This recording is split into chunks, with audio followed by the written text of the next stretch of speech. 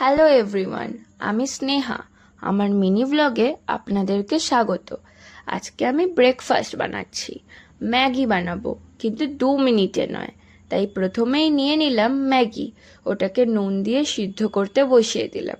ফুটে এলে gas off করে ওটাকে রেখে দিতে হবে। তারপর এক এক করে পেঁয়াজ টমেটো কেটে নিলাম। আমার বাড়িতে আজ এই দুটোই আছে। আপনাদের বাড়িতে যদি অন্য ভেজিটেবলস থাকে তবে অ্যাড করতেই পারেন। তারপর একটা প্যানে টমেটো নুন পেঁয়াজ দিয়ে ভেজে নিলাম। দুটো ডিমও অ্যাড করেছি সাথে। সবকটা ভাজা হয়ে গেলে ওর মধ্যে ম্যাগি মশলা অ্যাড করতে হবে।